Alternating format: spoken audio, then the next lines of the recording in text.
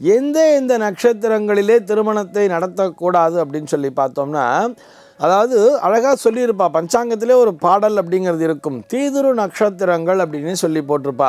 ஒரு 12 நட்சத்திரங்களை தீதுரு நட்சத்திரங்களாக சொல்வார்கள். ஆனால் இதிலேயே ஒரு 4 நட்சத்திரங்கள் திருமணத்திற்கு தற்காலத்திலே எடுக்கப்பட்டு வருகிறது. நம்ம முதல்ல அந்த தீதுரு நட்சத்திரங்கள் என்கின்ற அந்த 12 நட்சத்திரங்கள் என்னங்கிறத பார்த்துடலாம். ஆதிரை, பரணி, கார்த்திகை, ஆயில்யம், முப்பூரம், கேட்டை, தீதுரு, விசாகம், சோதி, மகம், சித்திரை, ஈராறில் அப்படின்னு சொல்லுவா. ஈராறு அப்படின்னு சொன்னால் 12. இந்த ஈராறு 12 நட்சத்திரங்களும் தீதுரு நட்சத்திரங்களாக பார்க்கப்படுகிறது. ஆதிரை, பரணி, கார்த்திகைன்னு சொல்கிறார். ஆதிரைன்னு சொன்னால் திருவாதிரை நட்சத்திரம், பரணி நட்சத்திரம், கார்த்திகை நட்சத்திரம். ஆதிரை, பரணி, கார்த்திகை, ஆயில்யம் அப்படிங்கிற நட்சத்திரம். இது போக முப்பூரம் அப்படின்னு சொல்கிறார். முப்பூரம்னு சொன்னால் பூரம், பூராடம், பூரட்டாதி. இது வரைக்கும் 7 ஆயிடுச்சு இல்லையா?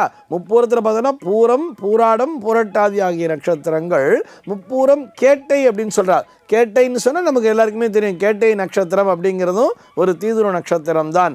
இது போக தீதுரு, விசாகம், சோதி, மகம், சித்திரை, ஈராறுன்னு சொல்லியிருப்பா. விசாகம், சோதின்னு சொன்னால் சுவாதி, மகம், சித்திரை ஆகிய இந்த மொத்த 12 நட்சத்திரங்களும் தீதுரு நட்சத்திரங்களாக பார்க்கப்படுகிறது.